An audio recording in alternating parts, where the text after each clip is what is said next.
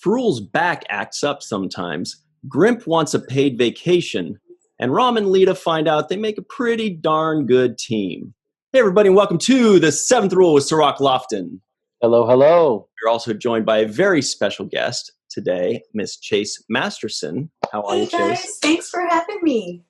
Absolutely. My name is Ryan T. Husk. Today we're doing a review of Deep Space Nine Season 4 Bar Association with an all-star group directed by Mr. LeVar Burton, which I didn't know. Also written by two guys you may have heard of, Ira Stephen Bear and Robert Hewitt Wolf.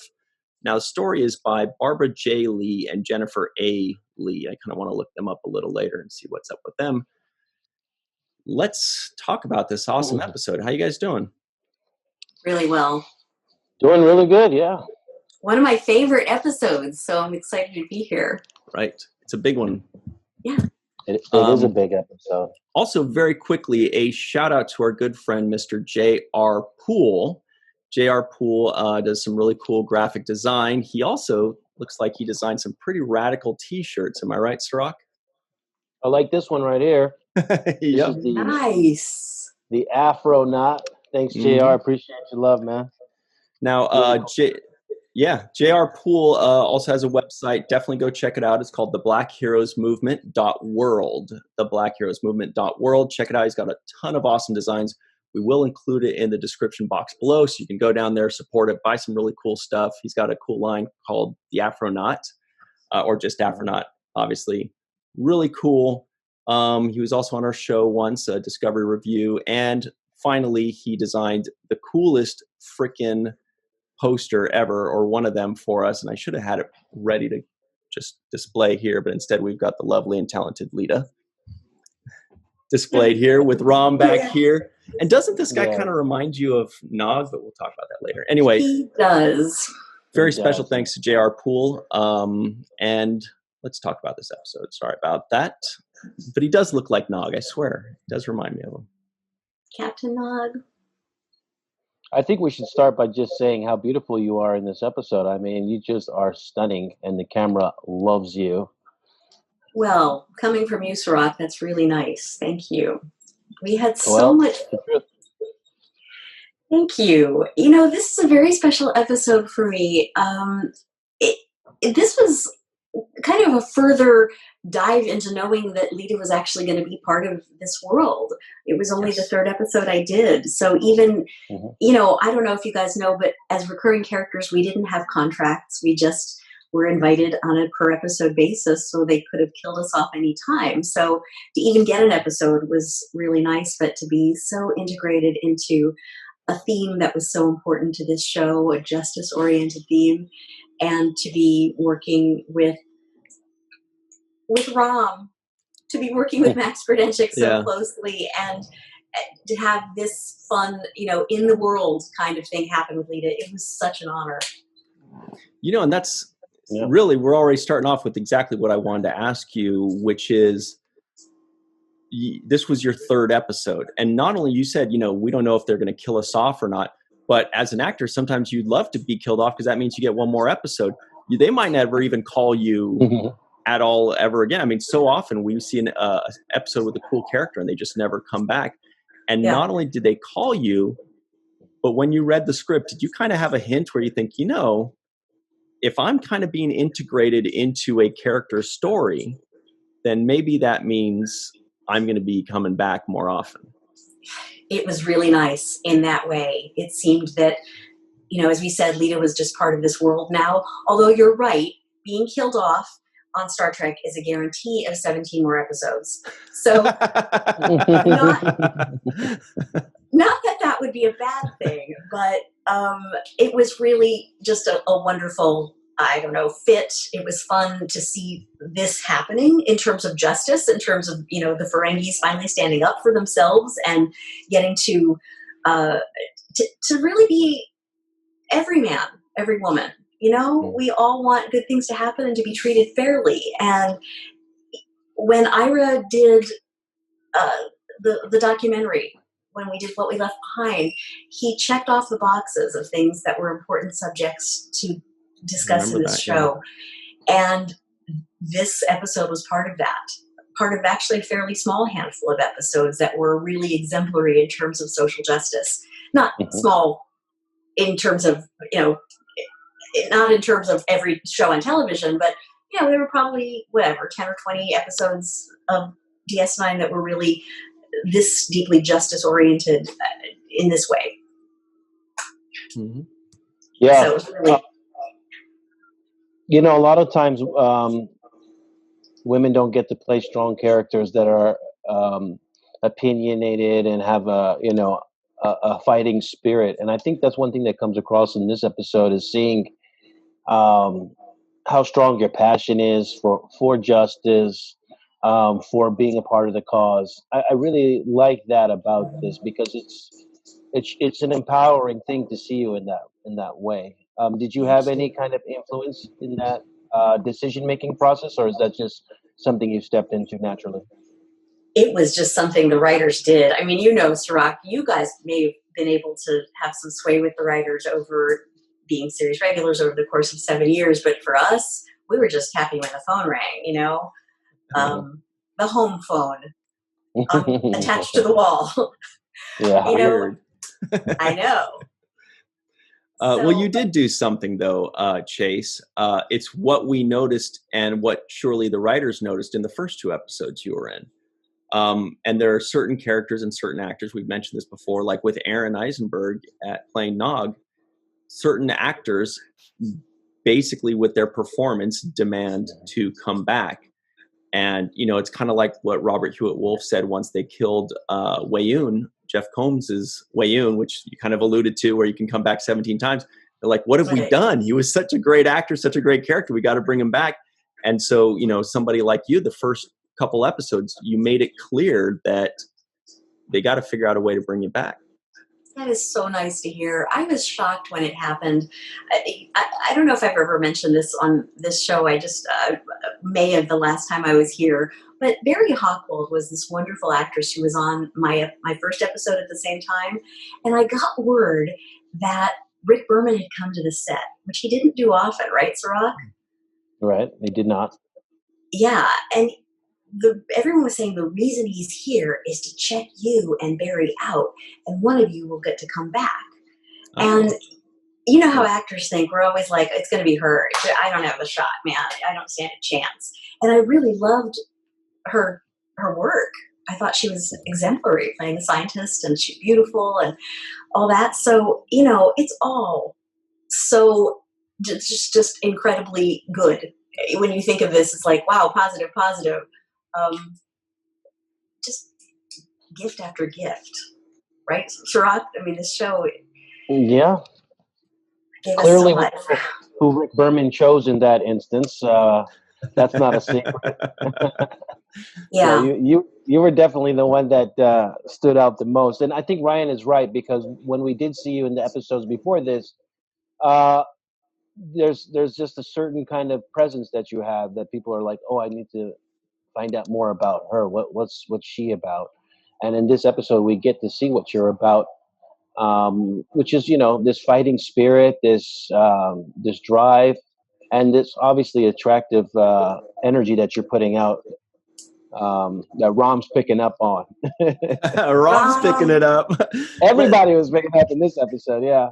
Thank you. Well, I have to say it was really nice to be part of something that was so powerful and outspoken, and still be a female that, isn't afraid of her own sexuality. And I think that one thing about Leeta is that I was ordinarily a pretty light character. And, Rom and I were often the comic relief, or the Frankie were the comic relief in what was otherwise a very richly deep, dark show.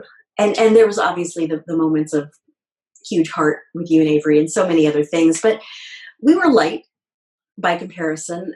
And it was really nice to see this relevant subject matter being approached and being able to be there for it. I think it gave Leeta some validation that yes, no, she's not just a push-up bra. And that in turn, it in turn felt validating for me, because no, I'm not just a push-up bra, and I'm embarrassed that I just said that, but I live my life around social justice now and standing up for people. And that's really who I am and always have been. So there's a part of me that could feel a little unseen as Leeta being seen as Dabo girl. It just isn't really who I am. And so it was really nice to be closer to things I care about.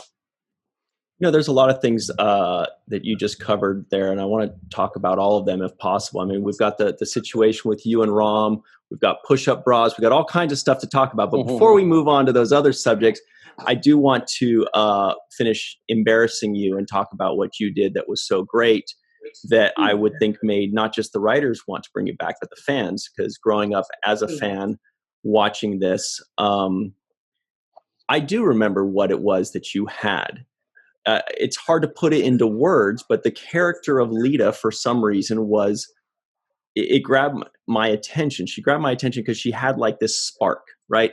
We understand why you were brought on originally. Sometimes it's eye candy, sometimes it's comic relief. They had different characters that they bring on sometimes, or sometimes it's an interesting character to forward the story and things like that. But as a fan, when we watched that character, there's that, whatever it is, that spark, but that thing that, when casting agents, when they say, she's got it. Nobody really knows what it is, but we recognize it when we see it. And you had that. And that's what obviously got you the successful career, that and obviously 99% really hard work. But I do want to say it was more than just the writing and good acting. You clearly brought something that resonated through the screen that we all saw. That's so nice to hear. Thank you, Ryan. I'm grateful for you saying that. And I don't know, but I'm grateful to be able to have brought a loving energy with Leeta, to have, I think Leeta was a very present, very available emotionally and compassionate, loving character. And I loved that, this episode got to exemplify that, or to show that in Leeta. And I would have to say, I really want to say right back to you with your journey, Ryan. I mean, for you to have been a fan and now be so integrated into the world of Star Trek and this show, the documentaries, everything that you're doing, and to have the incredible followings that you have on social media, that's an actor's dream. That's so much. It's just so much good. Thanks very much. So I went from being a fan to being a professional fan. But thank you. I appreciate it. You're more than that. You're on the other side of the fence now, Ryan. I think you crossed over. It's official. Yeah, I think it's official. I appreciate it. Yeah. Yeah. You're very well loved. So it's cool. Well, you surround yourself with the right people. And I think we did that. And so we're pretty fortunate there. You're a good person with a good team.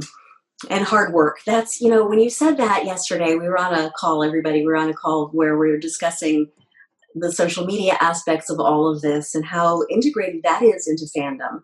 And we really didn't have that during the run of Deep Space Nine. I mean, the internet wasn't even a thing yet. It's like you guys were flying blind. You're just guessing.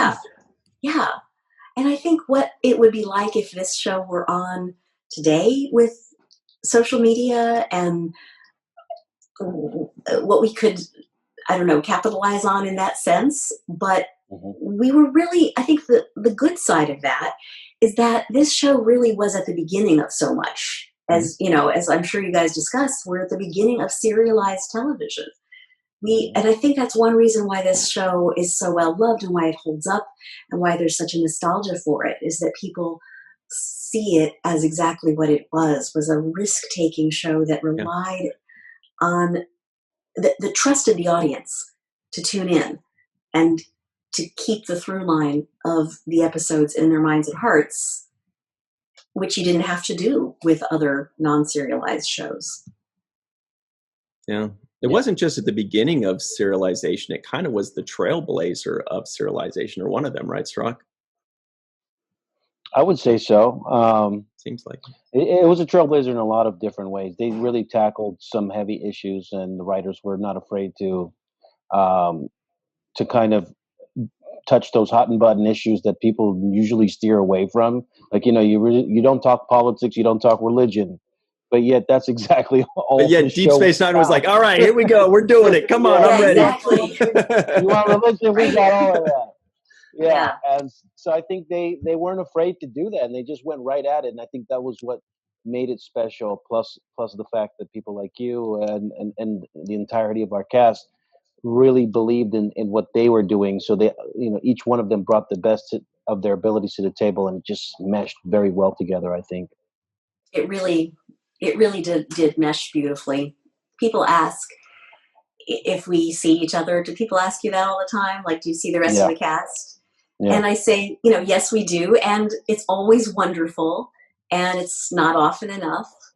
But there's a closeness in this family that is kind of like a lot of people only have in high school or something, like that remember when kind of feeling with a group of people. And it's wonderful. Actually, that does bring up another quick point is I'm wondering, Chase, when you put yourself back to that third episode there, did you feel that welcoming and that warmth by the third episode already, or was it just kind of a gradual feeling of family like in the later years? It was more gradual in the deepest sense. I mean, everyone was very busy doing their jobs. And so when you have material that's this heavy, you say hello. Well, people said, hello, welcome, great to have you here, and nice work, or this or that. But as far as, feeling fully integrated, I think it's a good thing that it like a slow simmer soup. Relationships have grown and matured and solidified over years, and they're real. I got an email from Nana earlier today, and it was about something she's working on, and it made me feel so good. I bet I know what that is, and it is awesome. If I'm guessing correctly, I mean, I cannot wait. But anyway. Yes, thank you. Well, anything Nana Visitor works on is going to be amazing. That's exactly it. So it's a safe bet. Yeah. But I also come in with that kind of, frankly, that kind of fan-like view of this, because I watched the show before I was on it. Not a lot, to be honest, but I did love Star Trek and the episodes of this show that I had seen. So I wasn't like a stalking fan or anything, but I had a deep respect for what Star Trek is, the messages, the actors. I don't know if I'd ever mentioned this, but I saw Nana on Broadway when she was doing My One and Only with Tommy, Tune, and Twiggy. And my sister and I sat in the audience of this Broadway theater and figured out what was the name of that chorus girl because of the songs that she was singing. And I was like, yes. And we figured out by looking at the program and what she sang and this and that she must be Nana Visitor. And we waited outside this stage door and we got 3 autographs, Tommy, Tune, and Twiggy, and Nana Visitor, because she was so damn good.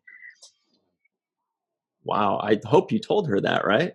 I did. And and this is so cheesy, but the autograph is still in my mom's house, and she signs her name much the same way, which none of the rest of us do. Now we're just all about scribbling, right? Repetition, yeah. Cirroc, do you scribble?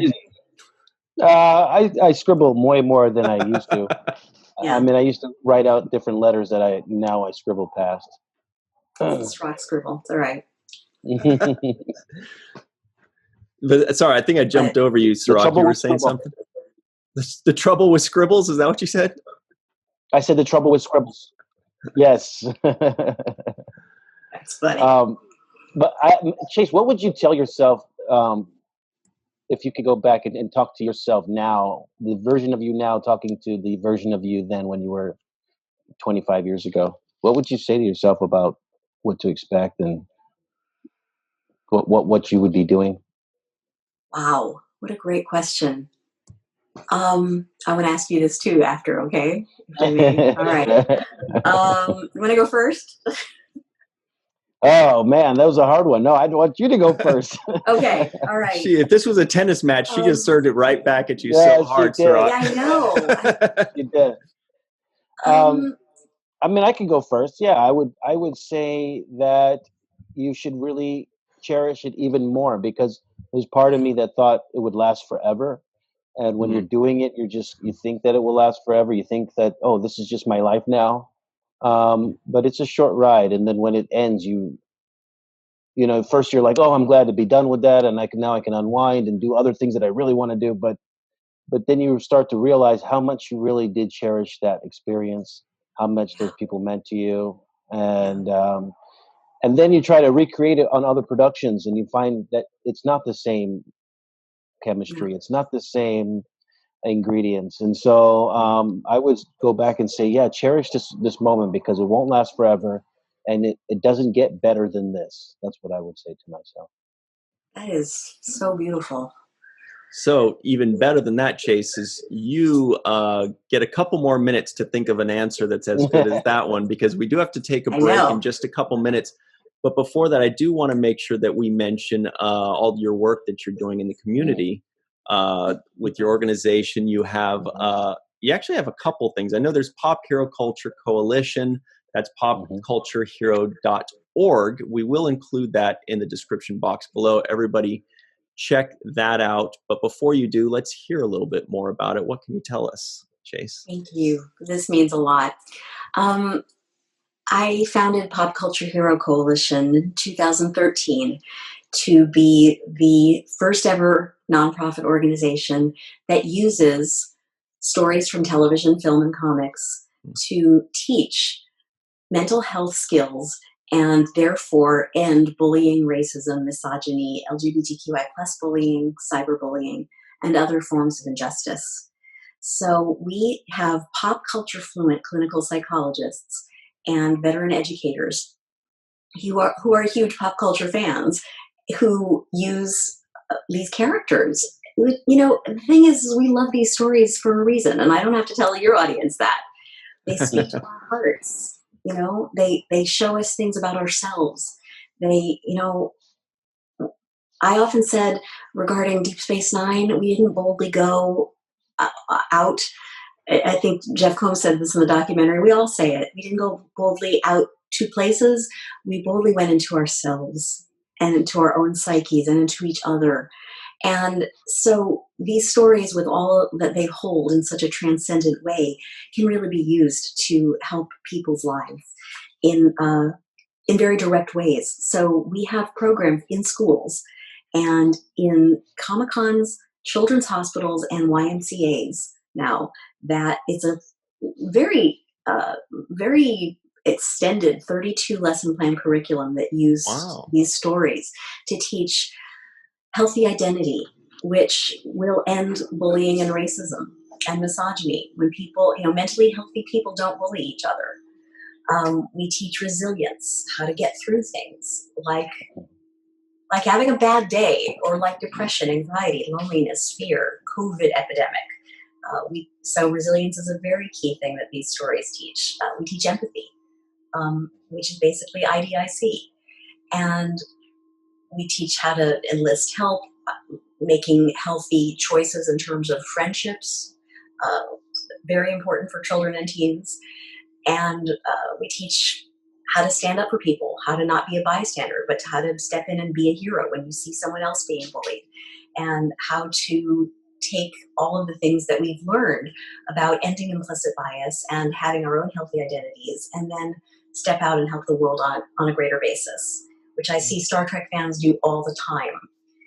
So it's really taking the education I've learned from Star Trek, enlisting a team of people who are way better than me, and bringing this work together. And we are officially the mental health program for YMCA children and teens. Wow, that's really awesome.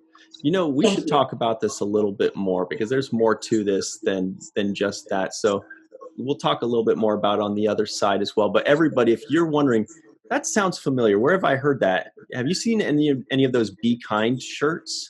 That's where this comes from. So those Be Kind shirts, and by the way, those are on sale or for sale, I should say, on her website. She's like, what do I got to change this real quick?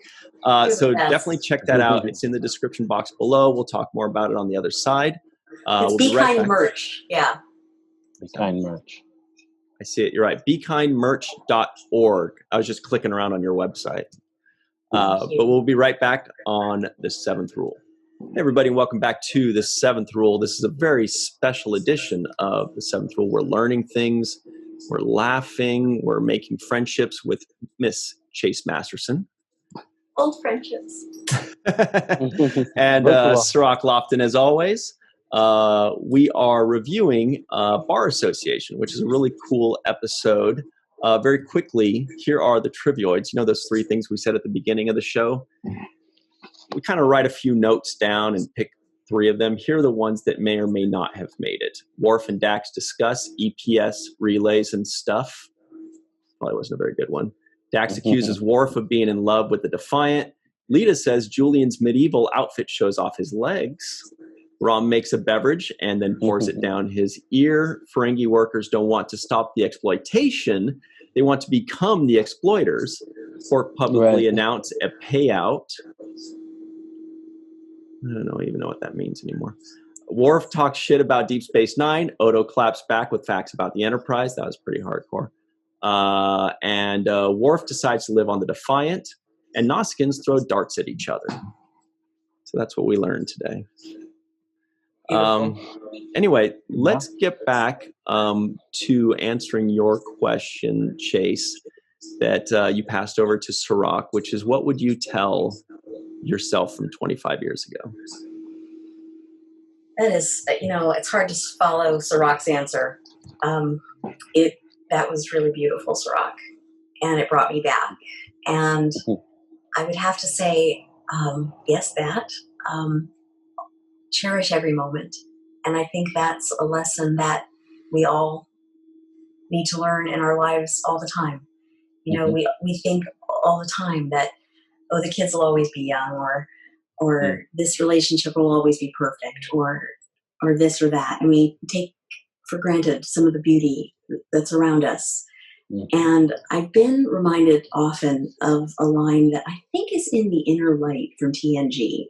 Sorry, it's not a DS9 reference, but this keeps sticking in my mind about... That's a great episode to reference anyway.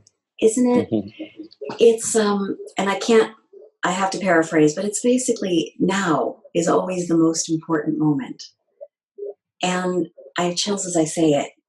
And that is something that was very difficult for me to know in this scramble of being a young actor, being someone I felt like I often had something to prove.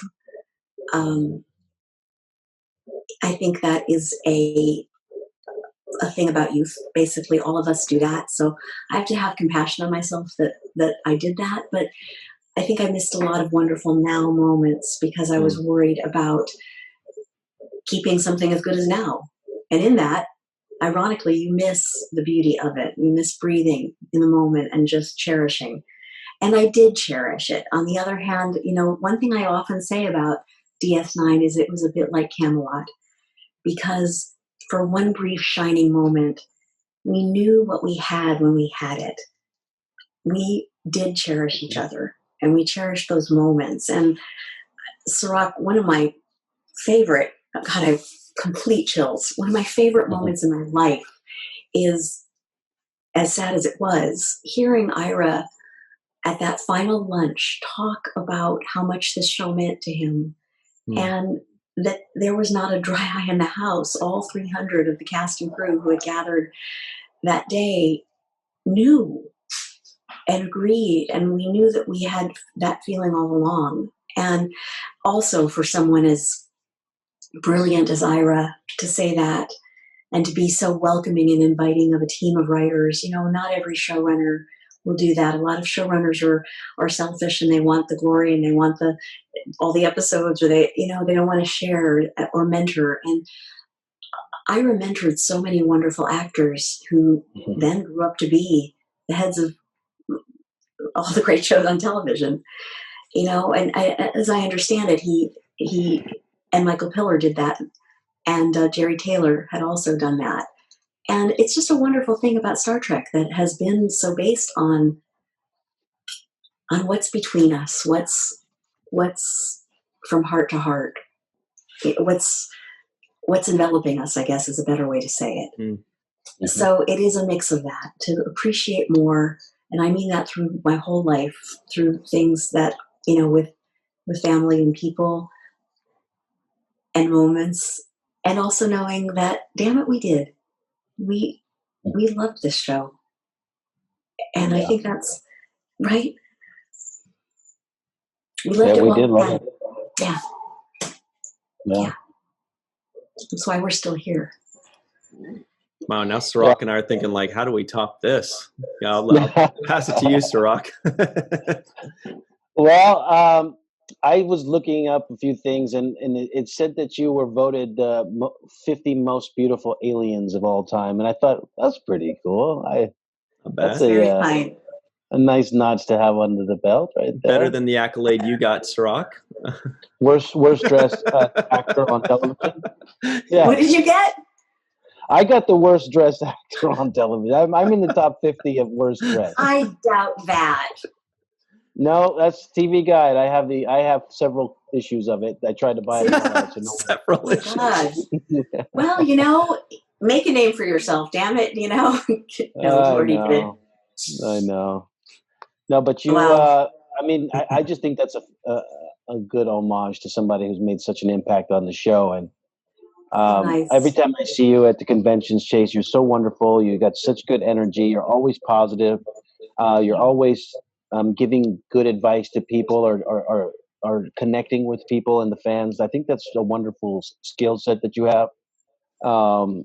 It actually reminds me of Aron Eisenberg, because he was so good with fans and so good with talking with fans and really taking a personal interest in what they were saying and doing. And I feel like you have that as well. And I just commend you for being so good with people.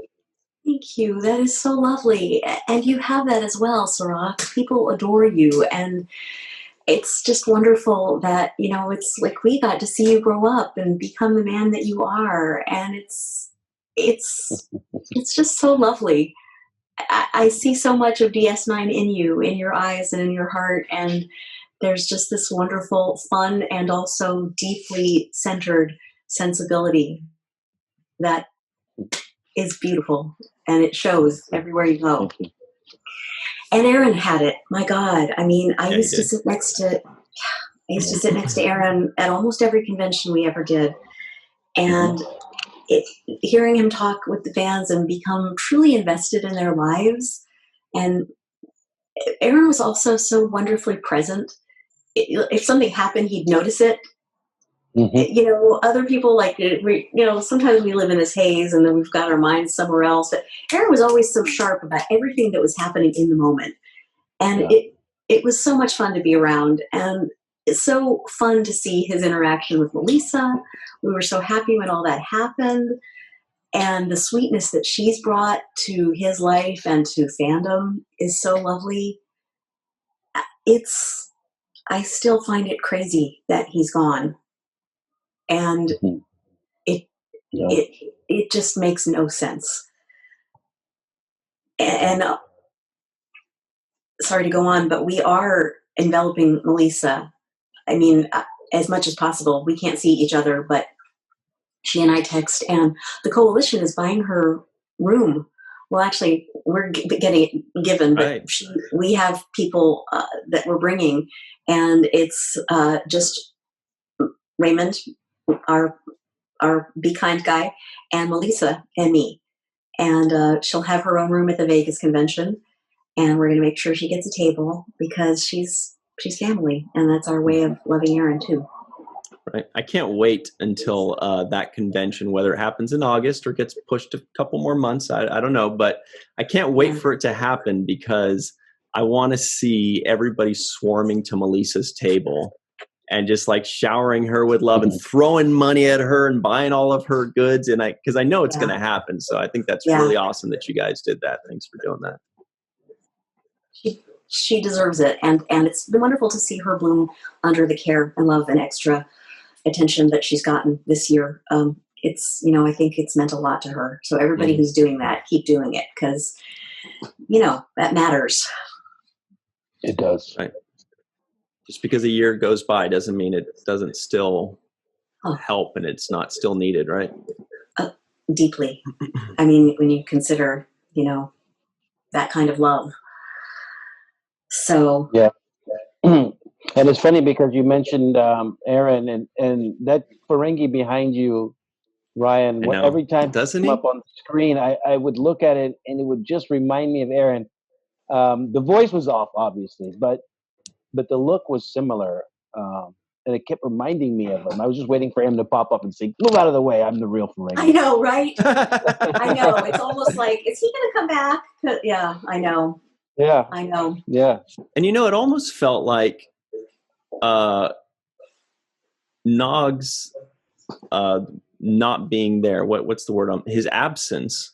Nog's absence on the show for these few months where this was shot. I feel like that opened the door for Leeta, because if Nog were there, that might be the person that they would have, Rom bounces ideas off of, because Nog was that character of like, stand up for yourself and you got to do this or that. And I feel like Leeta was the perfect answer to that, to having somebody on Rom's side, not just like Bashir and Chief O'Brien saying you should do this or you should do that, but somebody that's actually like on his team, like with him.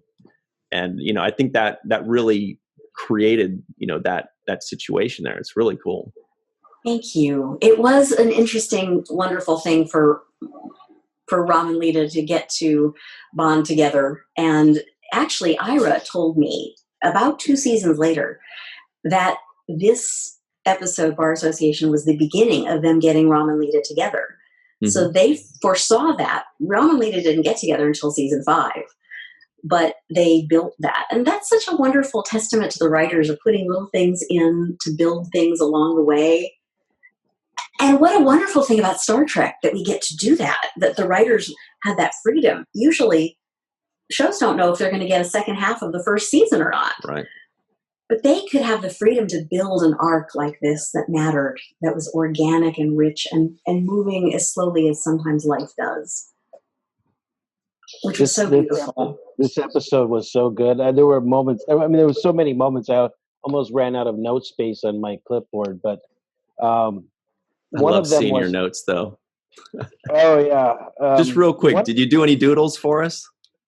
No, I really didn't. The only one I have is this strike one right here. A sign? Picket strike. Yeah, strike it up. Anyway, so what were you saying? Sorry.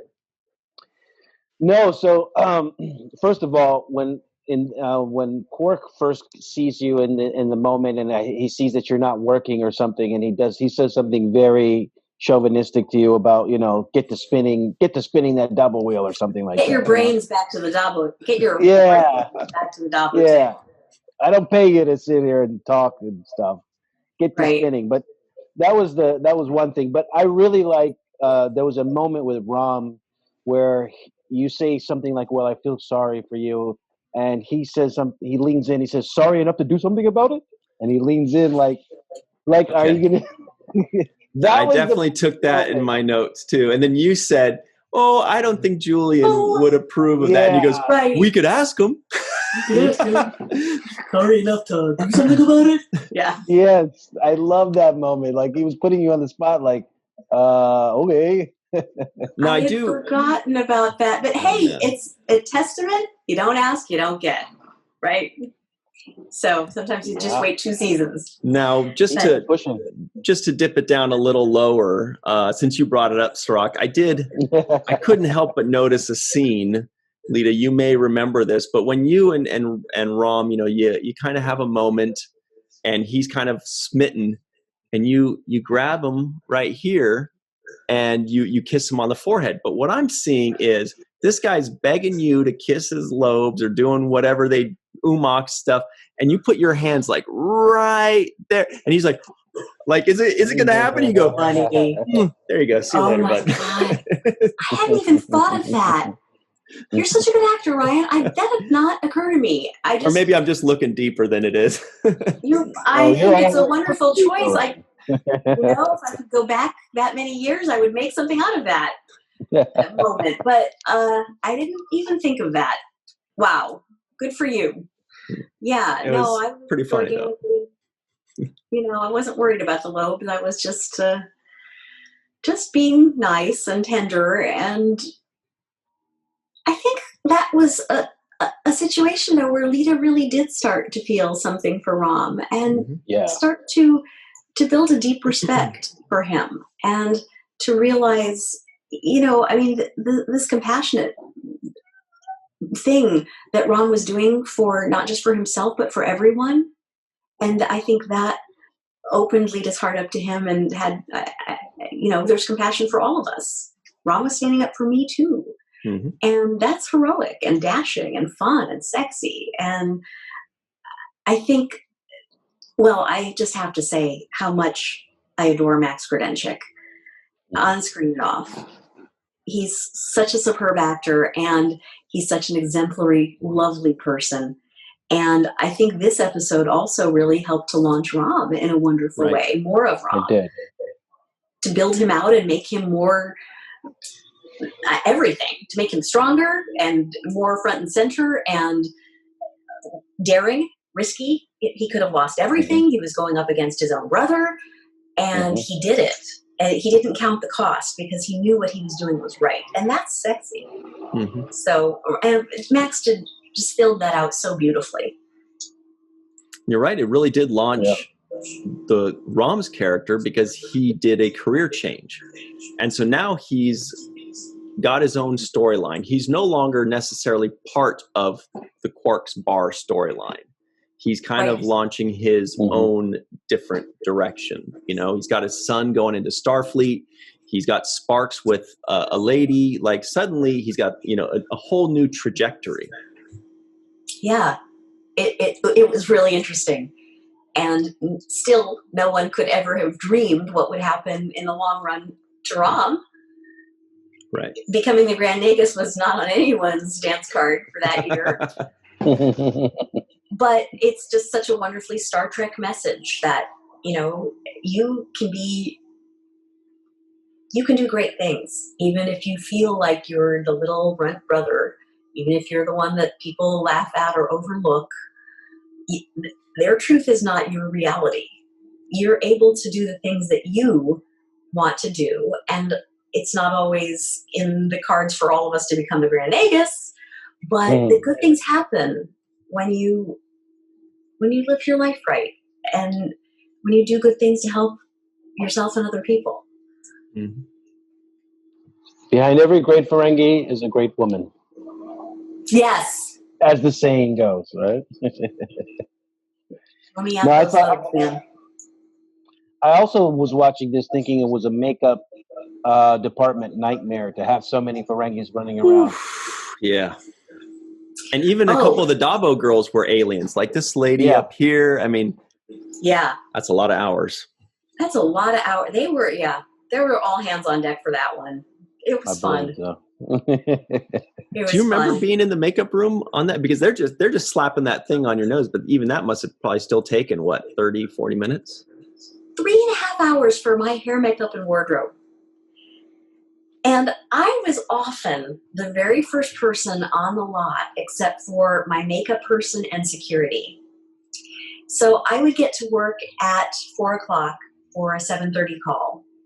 And the whole lot was dark, and the moon was shining, and it was all silent, and all of the history, the feeling, the Paramount ghosts, whatever, it was just all there in the stillness of that lot. And it was really beautiful to feel that. And 3.5 hours. But Marina used to say that her makeup would take longer than Michael Dorn's, because when you think about it, glamour, eyelashes, the hair, the whole thing, the body makeup, all of it, But that's about how long it takes me in real life. 3.5 hours. So was that your hair coming in? Like, did they give you a cut and color for that, or was that your style at the time? My style was just kind of the same color, but just kind of there. Right. They did a significant amount of the 90s poof, you know. Mm-hmm. Mm-hmm. But I had auditioned for this role with a long wig. I thought they've got to have this girl. This is a Dabo girl. She's supposed to be sexy, so I need long hair. And you know, it's also just another lesson to me. I bought a dress. I coached. I spent about $300 getting ready for my Leeta audition, and that's when I'd already had an audition for the role of Marta. I think I was talking about this once before on this show. I auditioned for the role of Marta, and I didn't get it, but I got down to the final 2. And then they wrote the role of Leeta for me. And it was, I still had to go in an audition, kind of like John Delancey's son, Keegan, had to go in audition to play Q's son, even though they wrote the role for him. Of course, you know, they want to make sure. But anyway, I worked really hard on it. And I thought, they wouldn't want me. They want a girl with long, flowing hair. And they wanted future you. Well, they ended up, well, thank you. But they ended up using my regular hair. And it was kind of just another life lesson. Like, don't think you're not enough. Be who you are. And oftentimes that's exactly, and it really is enough. Not often, but yes, it is enough. Right.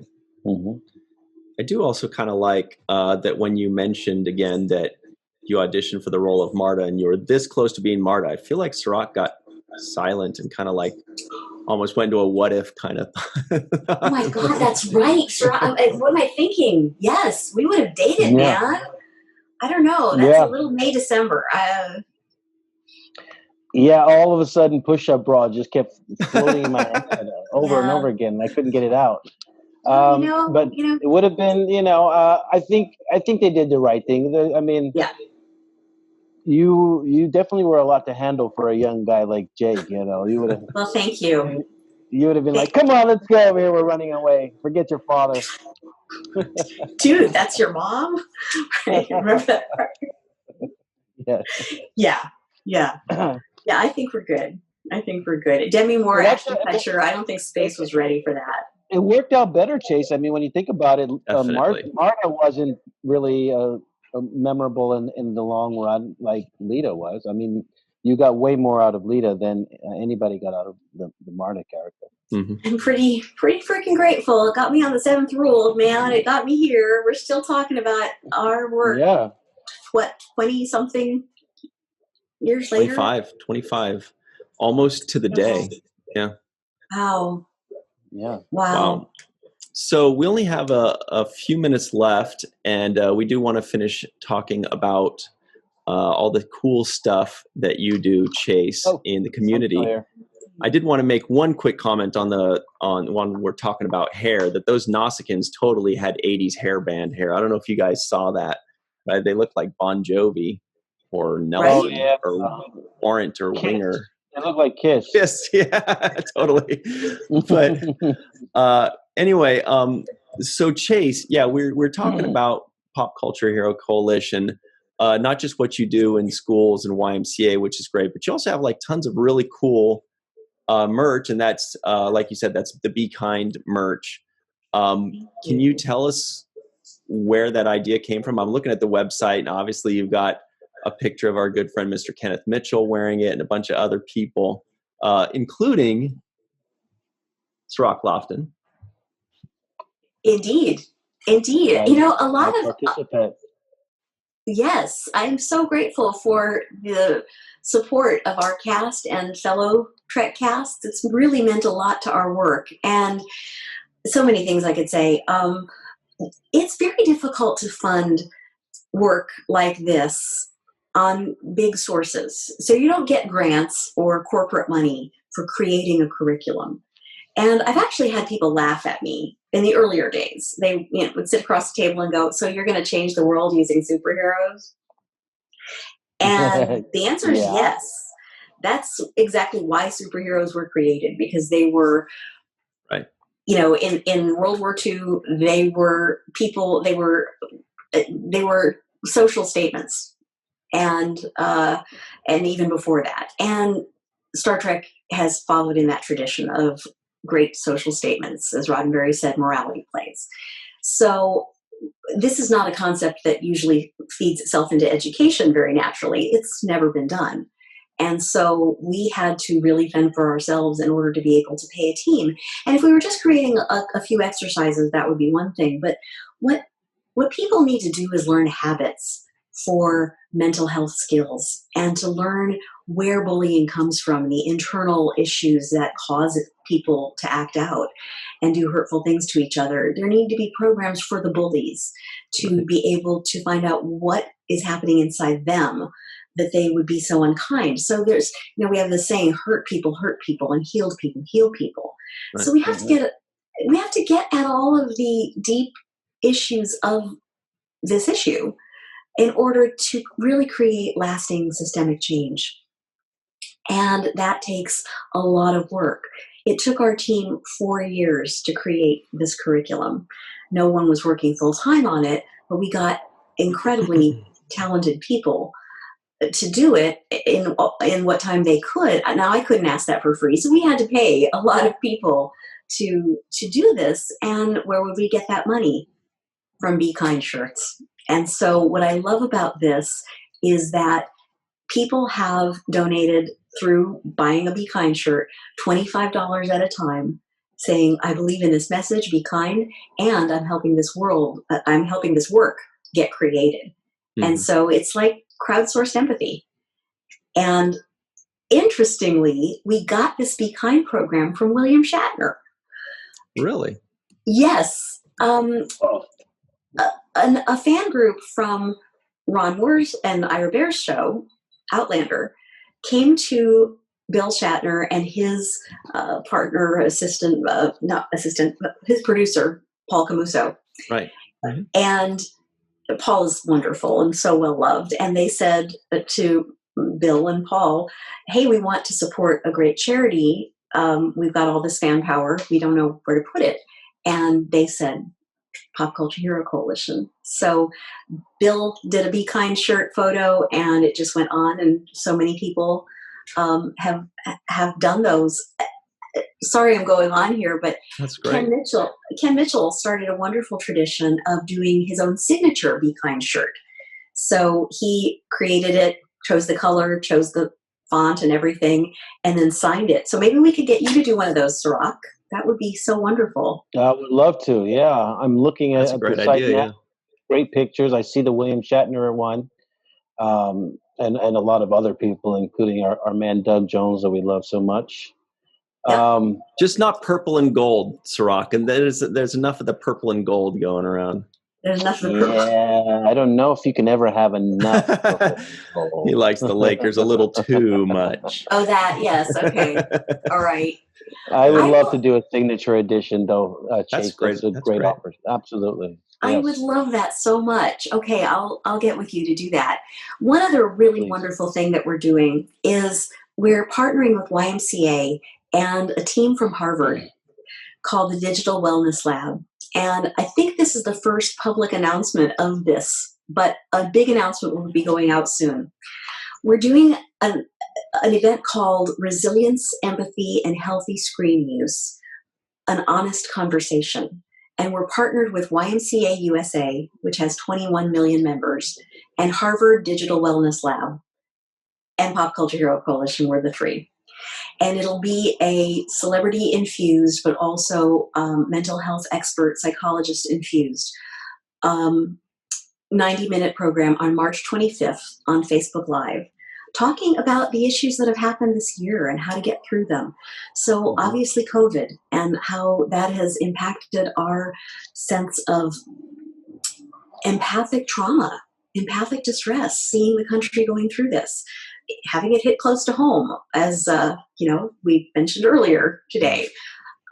Things like that, losing people that we love and the fear of getting sick ourselves. So all of that has, I think, really shaken us up in a lot of different ways.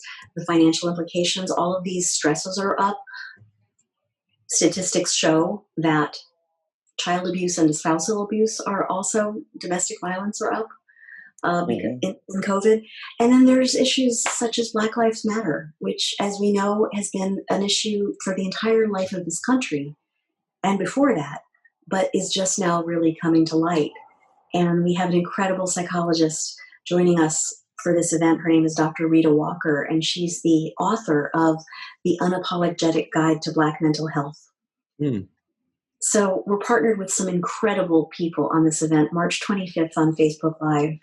And if you follow us at Superhero IRL on any social media, at Superhero IRL, like in real life, we'll tell you more. We're super excited about the amount of the number of people we're going to be able to help. And I also want to say, I don't get paid for this. I'm not pitching our organization. I've never made a dime on the coalition, and I'm grateful to be able to not have to. And I'm also, I just want you to know I'm here for the right reasons. I see the work we're doing, and we really are helping people. So it's an honor. Yeah, we're all about mental health and right. Working together as a community to bring awareness to different issues. We did that with kidney and dialysis issues, with mental health issues, suicide prevention. I mean, there's so many aspects in which we can use our voice to to bring awareness to things, and to also let people know that they're not alone, that there's other people that go through these same kinds of things, and they don't have to feel like they're the only ones out there on an island. So I'm just so glad that you're doing the work. Thank you. And I'm sure it's benefiting so many people that that is the reward, right? The help that That's that it. is the reward, right? That's it. That's exactly it. Love is its own reward. And absolutely. And I see it in your eyes too. When you're able to do this kind of thing and use your platform for good, it's truly, it's one of the best things in life. So I'm grateful. So I hope you guys will all join us, because you'll have that feeling too, audience out there. Being able to get things done and to really make an impact on other people's lives is fun. Right. Social wellness, mental health, doing good is fun. And feels good. People actually really like doing the right thing. I think the problem is that some people just kind of don't know what the right thing is, or they disagree on the right thing. But when they find it, they go, "Ooh, this feels nice. I want to do more of this." And it all starts with clicking on that link below. Check our description box. You can click on the links for Be Kind merch, for Pop Hero Coalition, also for JR Poole's website, the Black Heroes Movement.world. We'll include all of those in the description box below. We do have to run. Everybody stick around for the free-for-all. Miss Chase Masterson, thank you so much for everything that you do and for joining us today. Thank you, Chase. Thank you so much for having me. It means a lot, because A, because I love you guys, and B, because this is a wonderful show, or maybe that's it. Both are A, and just to relive old times. And it's just wonderful to have you part of this family, Ryan, and to see you again, Cirroc. It means a lot. Thank you. Thank you, Chase. Thank you. Great. And everybody at home, make sure you stick around for the free-for-all. Click those links below. Give Chase some love, and we'll be right back on the 7th Rule. Hey, everybody, welcome back to the 7th Rule. This is the free-for-all with Cirroc Lofton. Hello. Miss Chase Masterson has decided to stick around with us because she is the nicest person in the world, and she loves all of our friends. Today with us, Miss Katie Carr, Dr. Sue V. Gruner, Homer Freezy out somewhere in New Yeezy, I think was TJ. Where's TJ, by the way? Oh, no. Melissa Longo. We have Dr. Marie Segal in Manhattan. Homer's in Upper Manhattan. Anyway, let's get started. Mochi's butt. And Mochi, the two-butted cat. Because all we ever see is her butt, so she's obviously two-butted cat.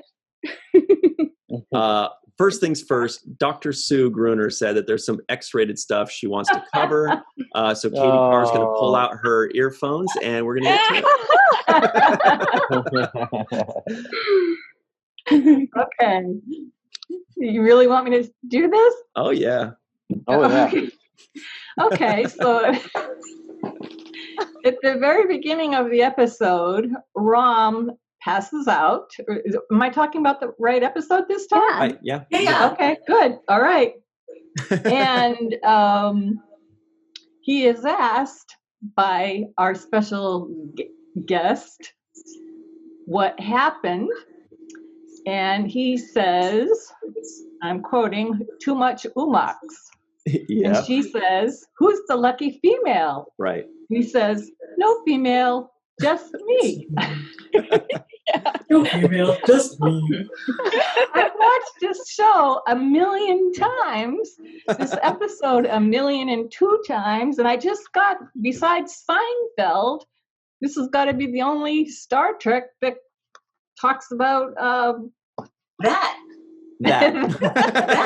Good. Leave it at that, right? And I say something like, "I'm sorry." Yeah. Or, yeah. Yeah. She's like, that sounds more like a your problem. So cute. Well, DS9 was a groundbreaking show. What can we say? You know? We Literally, and covered the bases. I totally missed the Umak reference. Yeah. Oh, What is self-umaks called anyway? oh my gosh. And Anne Marie and Homer, you guys are our resident experts. Mhm. Is there another series that tackles this important subject? I don't think so. just Seinfeld, I think. Yeah, I'm Yeah, talking Seinfeld specifically does. Star Trek. Yeah. Seinfeld definitely does. Not that I know of. I'm opening my mouth and no sound is coming out. Like, Yeah. okay, what else can we? No, that's a beautiful thing that Rom felt that open to tell Leeta. Yes. Mhm. That's why you guys have the best relationship in all of Star Trek and all of TV. We definitely do, don't we? Mm-hmm. We So- do. We do. You know, Ira said that I mentioned this a few minutes ago with Ryan and Cirroc, that this episode was where they decided to get Rom and Leeta together. And although we didn't really get together until after the Risa episode, because I was dating that doctor guy, whatever, you know. Yeah. But they did plan it out this far in advance, and how wonderful that the show could take the time to develop relationships like that, you know, organically, and have us bond over something like this. It was pretty cool. And Rom, to your point of us being the best couple in Star Trek, I absolutely agree. Leeta and Rom, so Leeta and Bashir were kind of like the Barbie and Ken of Star Trek, you know? Yeah. Kind of tall and tan Pretty and blah. young, Blah. lovely. But Because of him, not because of you. what? Because of him. Because of She him. didn't like that relationship. Anne Marie All right. does not approve. Well, Yeah. real quick, in defense of that doctor guy, have you seen how dreamy his eyes are when he comes on the show? If he said, "Ryan, why don't you cluck like a chicken?" I'd be like, "Okay, Yeah. I'll do it." Anyway, Yeah. what were you saying? He's pretty Chase? dreamy. Yeah, pretty dreamy. And they wanted, Max tells the story about how Iris said, "We're going to give you," he actually took Max down the hallway. He's like, "Let's go on a walk, son," and takes Max on a walk down the hallway, down the promenade or something, sometime during the 4th season. He says, "We're going to give you Leeta." And he said, "What?" And Iris said, "Yes." And that's partly because all the women love Bashir, all the men love Bashir too. Everyone loves Bashir, and we want to keep him single. So Mm. then Max was like, thank you. I think. So anyway, but Leeta and Rom were more like the Lucy and Ricky of Star Trek. We had fun, and we had a wacky sensibility, and we were such opposites that they're made for a lot more comedy, drama, etc. And one other thing that Iris said that I'd love to share with you guys is that he said that he wanted to make Leeta and Rom an example of a happy couple on television, which he said there wasn't.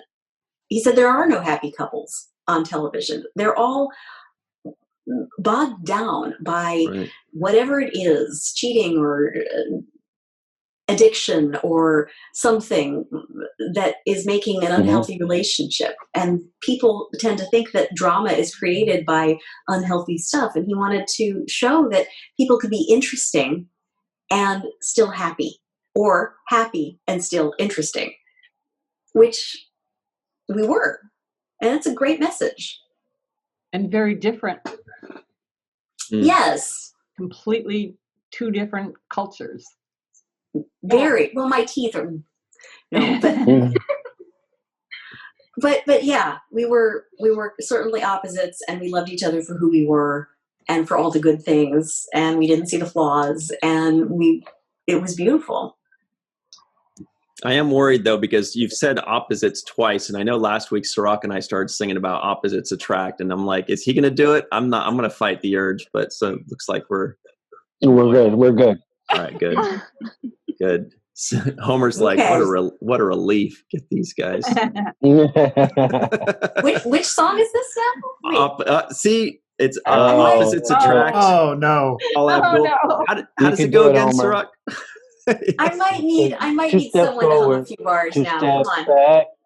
We come together because opposites attract. You know. Oh, got it. Okay. Got it. Homer, I saw you doing the hard face palm. Old school? Yeah. I knew where we were going to end up once we got started. Not so old school, but kind of. Katie, that was a song before you were born. It was very popular. Oh my God. Ryan, you know I'm an old school music junkie. Oh, really? What's your favorite pre-90s group or band? I love 60s and 80s. But off the top of my head, I mean, right now, I guess I could go with Pet Shop Boys or OMD. My mom worked during that era, so she got me into all that good music. So you just made Anne-Marie's jaw drop when you said that too. I thought you were going to say ABBA. Me too. I was waiting for ABBA. Yeah. I was actually waiting for ABBA too. I was hoping for the Beatles or the Stones or something showing my age. No, I also like Buffalo Springfield and Love and Spoonful. Yeah. Mm-hmm. I'm an old, as I said, I'm an old school music. Good. And yeah, out of all my artists though, Enya's my favorite, and she was in the 90s, so. Let's keep her there. Cool. I'm just kidding. That's pretty cool. Anyway. And Dr. Anne-Marie and Dr. Susan, tell me more about yourselves. I'm sorry, I need to catch up here and find out this now. This is such an honor. So much. Anne-Marie hits really high notes. Yeah. Adorable. I'm so excited you can't even hear what I'm saying anymore. Thank you. I just love Deep Space Nine, and I'm so excited you're here. I'm so excited you're here. You're a doctor, and you're a regular on the show. I'm just recurring. So, right. So Anne-Marie is a doctor. She specialized in actually organ transplants. So anytime we have like a lot of research in that, yeah. Wow. Can you tell us a bit about it? Because that's pretty cool. I mean, that's the gist of it. Being a doctor isn't as exciting and glamorous as you would think. So I finished a couple of years of surgery, and then I ended up at Columbia doing research with the NIH for organ transplants. But now I'm thinking of going into something else, like medical sales, so that I can have a little bit more of a life. This is absolutely amazing and incredible, jaw-dropping work. I mean, you're talking, okay, Dabo Girl, organ. I mean, come on. Both amazing. Well, thank you, but really, I mean, you're saving lives, and what an incredible thing to do with your life. Wow. That's incredible. True. Can you tell us a good story on that? I would love to hear something that's happened. Yeah, I will tell a story that's geared towards Cirroc because I know he's a Seinfeld fan. So once we were giving a kidney transplant to a man in the OR, he was already in the OR and prepped and ready. And we went to scrub in and started prepping the field is what you call where you take the drapes away and it has to be sterile. And he had written no junior mints where his was supposed to go. So the episode where Kramer's watching a surgery and drops a junior mint. down. They're very refreshing. Yeah. That's very funny. No junior mint. That's very funny. Wow. So you are you in the surgery with them? Are you? Oh yeah, you'd like scrub it and be the assist. But I hate to say it, it's just not a great life and conducive when you're working like 100 hours a week and everything. It gets and just as a girl especially, it's still a very malignant field. And so in the end, I decided like I would rather be a little bit more happy in my life. So I'm looking for something more non-clinical that can also try and help that. And huge respect. And do you know, were you involved with Aron's transplant? No, but actually, like, I wasn't really into Star Trek for a lot of years because I was so busy with like college and medical school and residency.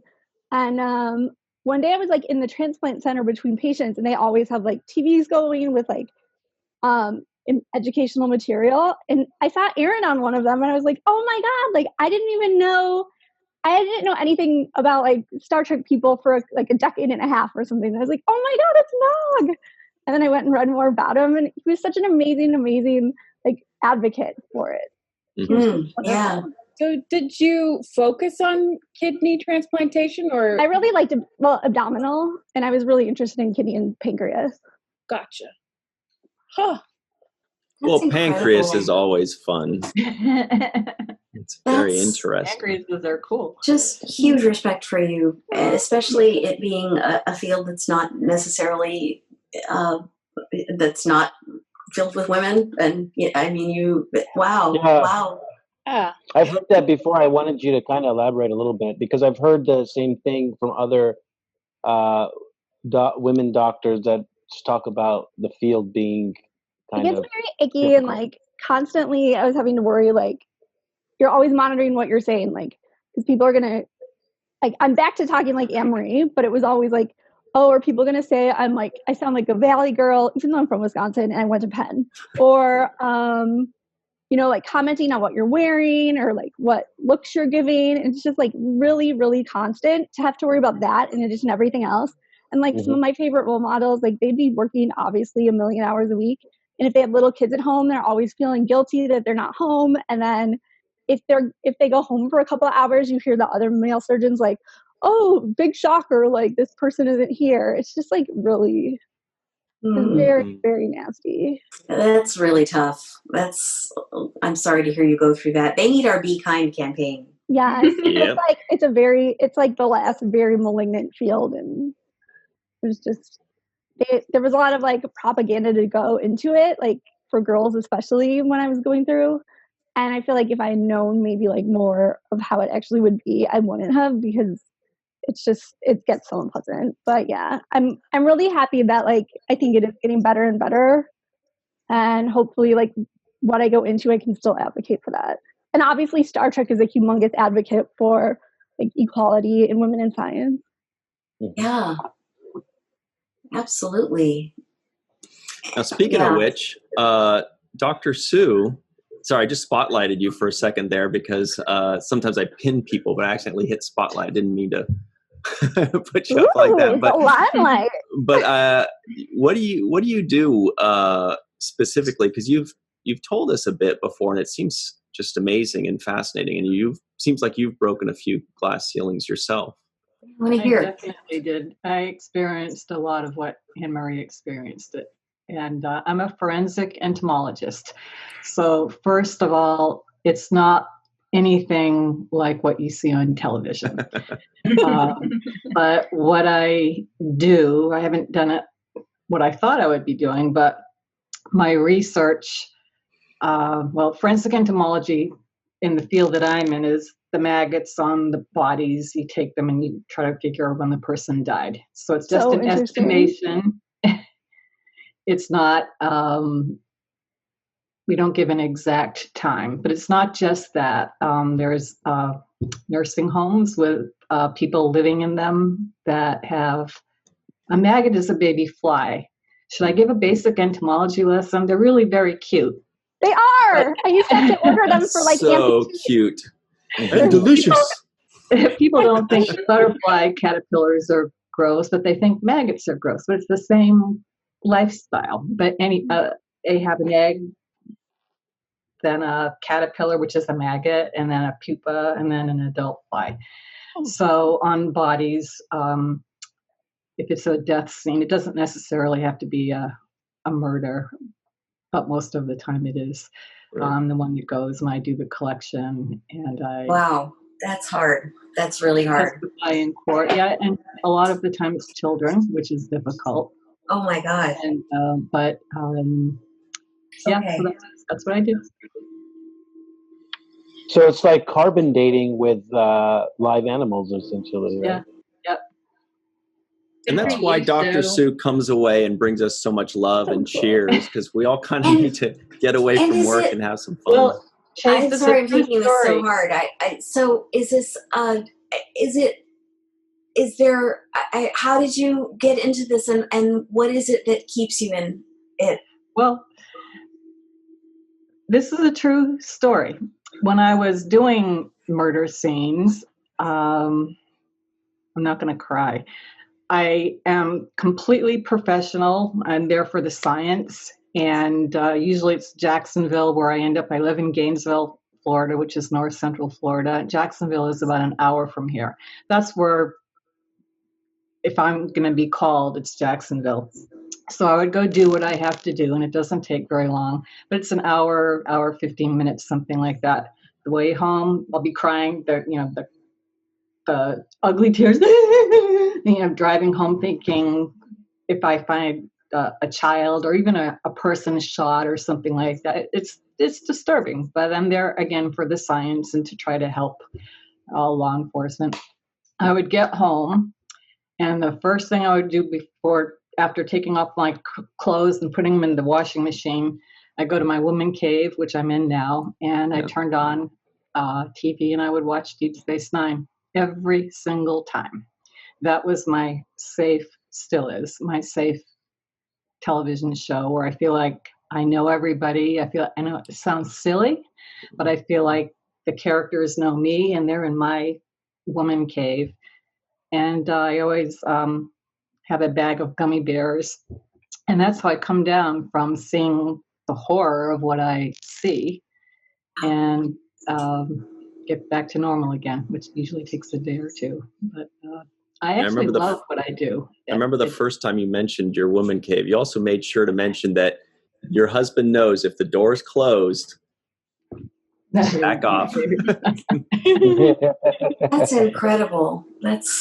Obviously, this is such an important job, and wow. I mean, the resilience that you must have had to develop is phenomenal. And it's so beautiful to hear what Deep Space Nine has meant to you also. What an incredible, it's absolutely true, powerful thing. Thank you for sharing that. Did you know that, Cirroc? That's heavy, isn't it? Yes. Dr. Gruner shared that with us, and it's just she has an amazing story, and she's just a testament to the strong women that we have in the world that are defying all the stereotypes and changing the world for all of us for the better. Yeah. Mm-hmm. Incredible. We hear. Thank you for sharing that, Susan, and thank you, Anne-Marie. All of that is so powerful. We hear stories that are so incredibly deep, and really, I think that only a show like Deep Space Nine could inspire. Cirroc, were you there that day in Vegas when this woman came up? This was about 5 years ago, maybe more. And we were on a DS9 panel at the Creation Show, and in front of a huge audience, this woman comes up and she said that her fiance had died by suicide and that she was really tempted to do that as well. But Deep Space Nine was the thing that gave her hope and kept her going. And right at that moment, Laura Bear and I both said, "You are ours. You come here now." And we met her after the panel and basically adopted her.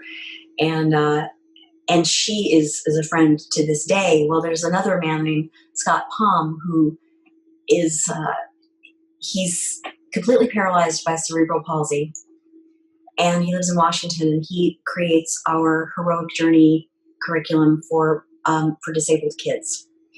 And so he works with the coalition a lot, but he's short on friends. And this woman, Carrie, who had said that, who we've been friends with ever since, lives in the same town.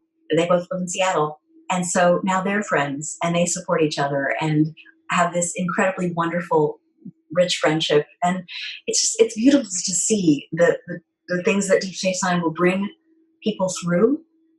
And also then they have energy to go help other people. And it really sounds like that's what you both are doing, Dr. Gruner and Dr. Segal.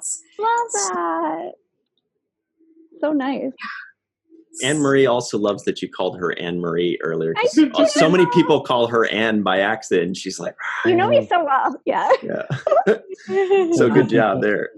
Okay. I figure the Marie's there for a reason, you know. Right. Exactly.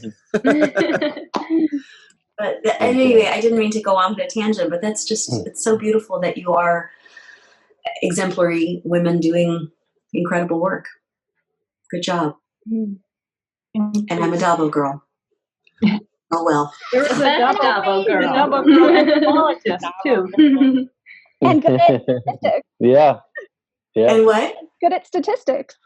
And Right. good it's very, I have a very subtle wrist. Yes, exactly. Exactly. And speaking of strong women, I'm sorry I'm just rambling here, but please. You, Miss Malissa, are like such a well-loved person in this group. Not just this group, but all over the place. And you've had your share of being strong.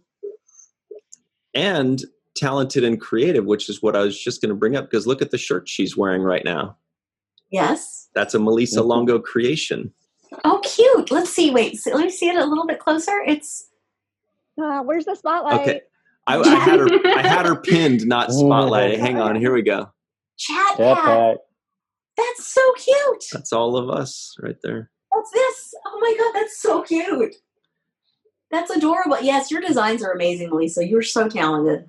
Ah, thanks. And that's Walking Art made by Melissa.com. That is always in the description box below. Definitely get some of those goodies. Also, my bracelet is from there. And it says Deep Space Nine in binary color. And my shirt. Wait. And my shirt. Hang on. It's like a leather cuff. Okay. It's so cute. That is very cute. Let's see the shirt, Katie. Oh, you've got Just the a simple one. tailor. Nice. Wait, which one is that? Let me see. I didn't see it. I'm taking it back to Mine. Yeah. Yeah. Oh, wait, just a simple. Oh, that's cute. That's Cute. And in our final circle of talented women as well, I believe it looks like from the very tip of that shirt I'm seeing is that Cirroc's sister's creation right there, Homer. Oh, Homer. We can't hear you. Yes, it is. I wanted to make sure people weren't hearing my radiator when it acts up again. But here it is. You get this sort of retro Delta look. Yeah, she does great stuff. Have a bunch of them. Cute. That is AbyssinianKiosk.com. That is also in the description box below every single time. And the final shirt show off. Dr. Sue, I can tell what you're wearing there. It's a 7th rule one. Nice. Oh, wait. Let's see, Dr. Sue. Wait. Show it again. Oh, that's so cute. Oh, that's so great. I love that. I've never seen that. Yeah, but we did talk about you, Melissa. Yeah. Oh, yeah. Cirroc is wearing his shirt from I've JR got Pool. my Afro knot, you know? From JR Pool. Yeah, Not an astronaut. An Afro knot. It's awesome. That's Cirroc's hairdo, right? An Afro knot. Or not. That's amazing. But we were talking about you, Melissa, before the free-for-all. We had a lot of good words to say. Chase always has tons of good things to say about you, which I feel like everybody does and should. Well, I love you, Chase. You have been so I'm so grateful to you and how much you've reached out, and it means so much. We just love you. Love you. I love you. I love you. You're amazing. I love you. You're amazing. And like I said, it's just so good to see the family rally around you, and so deeply, and you are so deeply in our hearts, just for many reasons. For it's who you are, as well as our love for Aron. But it's just delightful to see you and your work blooming through this year. And we were saying in the last segment before you guys came on, we can't wait for Vegas, because people are going to be like, you're going to have the longest line of anybody. Yeah, they're going to be swarming your table, Melissa, throwing money at you. It's true. It's true. Well, it's true. We actually just have a couple minutes left. I do want to, Homer's the one that always keeps us on track too. Homer, we hardly talked about the episode today. We talked about how great it was and how much we love it. And Sue's like, can we talk about the X-rated stuff? Homer, do you have any final thoughts on the episode itself? You've got the title card. Yeah, that I think helps people know what we're talking about when we're not talking about the episode. I liked. First off, I'm actually in the middle of watching it now. I have about 20 minutes left. And we have the thing with Worf where he's like uncomfortable on the station and kind of wants just to be on the Defiant by himself. Right. Yeah, I want to like he can't stand the chaos of Deep Space Nine as compared to the Enterprise, even though things did go wrong on the Enterprise as well. I liked at the beginning, the fight. They didn't show the fight. I think they had written it as though they were going to film it, but it brought back like Trouble with Tribbles, or I think that's sort of like that fight that took place in the bar. Yeah. And I like that also Sisko let them stay locked up overnight. Right. Yeah, I forgot about that. And then Sisko's been reprimanding people a lot lately. He's been on it. Yeah. And he kind of was starting to say, yes, I'll get Odo and he can come and release you in the morning. If he wants. Yeah. And of course, I know where things are going with Rom and Leeta. And so I kind of like that. And she's going to throw Bashir to the curb and trade up. Trade up, exactly. That was it, man. Sid's not going to watch this, is he? British guy. He never watches our show. Okay, good. So that's what I have. That's cool. We do have a tight time constraint today. We have one more question for you, Chase, if that's okay, but we'll have to take it off the air for this one because we do have to stop recording here. But I do want to say a very special thanks to you, Miss Chase Masterson. Also, and I think everybody else was very happy to have you too. All their faces lit up when they saw you. Thank you. It is truly such an honor. I just have to say, it really, moments like this, with times like this, when there are people, new friends, new people that share the same love for this show and values and who are fascinating in your own rights. And it just is such an honor. It's one of the true highlights. For me, it beats being on TV, that whole thing. This is the heart of it. And the fact that we can have this 20-something years after the show goes off the air is such an honor, truly. Honor of a lifetime. Thank you. Right, Cirroc? Thank you. It is. It is an honor. Absolutely. You guys are all so amazing. Could I take your picture? Yeah. Okay, so before Ryan had us all smoking the camera, so I'm going to ask you all, we're all going to smoke the camera, all right? Are you ready? What are we doing to the camera? Smoke it. Umox. Smoke it. Umox. Smoke it? Yeah, smoke it. Give us your sexiest Homer look. Yikes. One more. That's it. You guys are the best. Also, anyway, very sorry, special. No, not at all. Very special thanks to Carmen Shamwell, PJ Thomas, TJ Jackson-Bey out in Missouri, Bill Victor Arucan.